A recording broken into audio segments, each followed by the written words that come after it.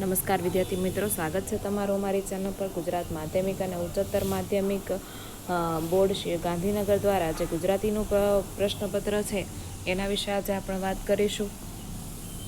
તો એમાં જે પ્રશ્ન બેંક 3 છે 2024નું, જેમાં ટોટલ 8, 9, 10 ને 11 4 ચેપ્ટર આવવાના છે અને સંક્ષેપીકરણ લેખનમાં આવવાનું છે અને વ્યાકરણમાં સંજ્ઞા, ક્રિયા, વિશેષણ, રૂઢિપ્રયોગ ને કહેવતો આવવાની છે. જેમાં 11 ગુણનો પ્રશ્ન વિભાગ 1 છે. જેમાં પહેલું છે કૃતિ શિકારી. તો શિકારી જે છે એ કોણે લખી છે? તો એ લખી છે કવિ કલાપીને. પછી છે જોડકા જોડોમાં પહેલું ડાંગવોનો અને કોનો પહેલાનો અતુલ્યનાતો છે? મહેન્દ્રસિંહ પરમાર. છત્રી કોને લખ્યું છે? રતિલાલ બોરીસાગરે લખેલું છે. ત્યાર પછી છે નીચે એક અન્ય જોડકું આપેલું છે, તો એમાં કૃતિ અને એનો સાહિત્ય પ્રકાર કયો છે એ આપણે શું કરવાનું છે? દર્શાવવાનું છે. એમાં પહેલું છે માધવને દીઠો છે ક્યાંય, એ શું છે? તો કે ઉર્મી કાવ્ય છે. છત્રી એ શું છે? એક હાસ્ય નિબંધ છે. અને શિકારીને તો એ શું છે? એક ઉર્મી કાવ્ય છે. તો એ આ થયા જોડકા. ત્યાર પછી નીચે જોઈએ આપણે, નીચે એક બીજું જોડકું આપેલું છે, તો એના વિશે વાત કરીએ. તો એમાં પાત્ર અને ઉક્તિ બંને વિશે આપણે જણાવવાનું છે. તો તે એમાં ત્યાર પછી છે પહેલું છે મહેન્દ્રસિંહ પરમાર. તો એની જે કૃતિ છે, ઉક્તિ છે, એ તમારે એના વિશે લખવાનું છે. તો અમારી છત્રી બહુ ટકાઉ છે. દુકાનદારે કયું લખ્યું છે ને કથાનાયકે શું કહ્યું છે, મતલબ કે કોણે કયું વાક્ય બોલ્યું છે એના વિશે તમારે શું કરવાનું છે? લખવાનું છે. ત્યાર પછી છે નીચે જોઈએ એક બીજું છે માધવને દીઠો ક્યાંય. તો એના વિશે તમારે શું કરવાનું છે? જણાવવાનું છે. તો એમાં પણ કૃતિ અને એના મૂળ સંગ્રહ વિશે તમારે વાત કરવાની છે. એમાં પહેલો છે માધવને દીઠો છે ક્યાંય. તો એ વરસાદની મોસમ છે એ લાવે છે. ડાંગવનો અને રખડુનો કાગળ એ મૂળ સંગ્રહ છે. અને શિકારીને તો એ શેમાંથી લીધું છે? કલાપીના કેકારોમાંથી લીધેલું છે. મતલબ કે આખા લેખકોના આખા પુસ્તકમાંથી કયા પુસ્તકમાંથી આ ભાગ લીધેલો છે એ આમાં જણાવેલું છે. હવે જોઈએ નીચેનું, તો તેમાં છે ખાલી જગ્યાઓ પૂરો. ગદ્ય અને પદ્યના હાર્દને સમજી અને સમજૂતી આપી અને રજૂ કરો. તેમાં નીચે આપેલા વિકલ્પોમાંથી યોગ્ય વિકલ્પ પસંદ કરી અને ખાલી જગ્યા પૂરો. તો એક પછી એક જોતા જઈએ અને સોલ્યુશન કરતા જઈએ. મોરલીના આભમાં ખાલી જગ્યા નામનો મયંક ઉગે છે. રામ, શ્યામ કે રાધા? તો કયું આવશે? શ્યામ. ત્યાર પછી છે બીજો માધવને દીઠો છે ક્યાંય કાવ્યના કવિ ખાલી જગ્યા છે. તો કોણ છે? તો કે હરીન્દ્ર દવે છે. ત્યાર પછી છે ત્રીજું છે છત્રી કૃતિમાં ભૂલકણાપણુંમાંથી ખાલી જગ્યા નિષ્પન્ન થયું છે. શું થયું છે? તો કે કરુણા, હાસ્ય નિષેધ કે પ્રશંસા? તો નિષેધ, હાસ્ય, નિર્દોષ હાસ્ય રજૂ થયું છે. ખાલી જગ્યાને મિત્રો ગંદકેશ્વર કહેતા. ભરૂચ, વિશ્વેશ્વર કે અંકલેશ્વર? તો અંકલેશ્વર. કલાપીનો અર્થ ખાલી જગ્યા થાય છે. તો કલાપીનો અર્થ શું થાય? તો કે કોકિલ, મોર કે હંસ? તો મોર. તો આ હતી ખાલી જગ્યા. ત્યાર પછી છે 6ઠ્ઠો નંબર છે ખાલી જગ્યામાં એકટાણા અને પ્રભુ ભજન કરો. શ્રાવણ માસમાં, ચાતુર્માસમાં કે 12 માસ? તો કે ચાતુર્માસમાં. જનરલી ચાતુર્માસમાં શું હોય છે? એકટાણું હોય છે. ડાંગવનો અને ખાલી જગ્યા કૃતિમાં લેખક અને કવિ ખાલી જગ્યાને યાદ કરે છે. તો એમાં શું આવશે? રાજેન્દ્ર શુક્લને યાદ કરે છે.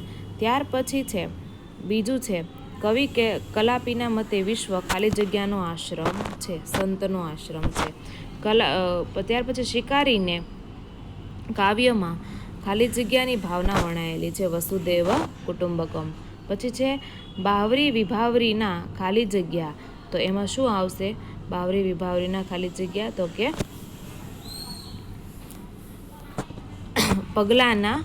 પગલાની લાગણીએથી. ત્યાર પછી છે 11મું એન્જોયગ્રાફી પુસ્તક ખાલી જગ્યાનું છે. તો એન્જોયગ્રાફી પુસ્તક એ રતિલાલ બોરીસાગરનું છે. ત્યાર પછી છે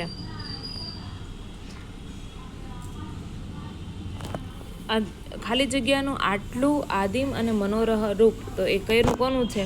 જળ સંપદાનું.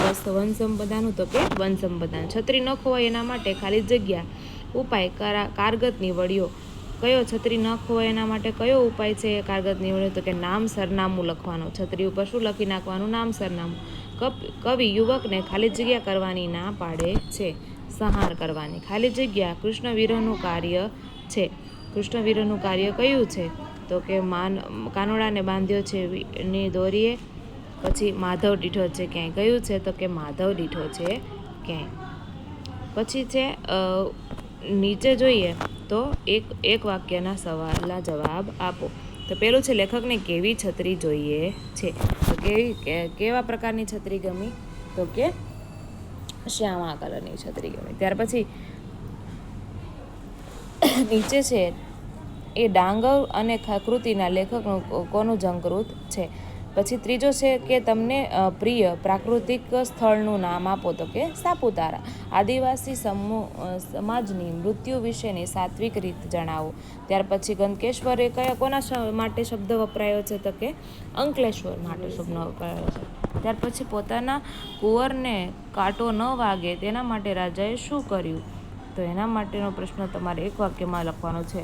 ત્યાર પછી છે લેખક સાનિધ્યમાં કે છત્રી કેવી બની જાય છે? તો કે ચંચળ બની જાય છે. કવિ કલાપીનું પૂરું નામ શું છે? તો એ તમારે કમેન્ટ સેક્શનમાં અમને જણાવવાનું છે. ત્યાર પછી છે પ્રશ્ન બ. પ્રશ્ન બમાં 9મો સવાલ છે કે કવિ દ્રષ્ટિએ સૌંદર્ય એ શું છે? તો એના વિશે તમારે લખવાનું છે. શિકાર કરવાથી પક્ષીનું શું પાત્ર મળે છે? કવિ પોતાના ઉડતા આવવાની વ્યક્ત કરે છે. ત્યાર પછી લેખકને કોઈને ટચુકડા બુભુક્ષુ માછીમારો સાથે કેમ સરખાવે છે? તો એનું તમારે શું કરવાનું છે?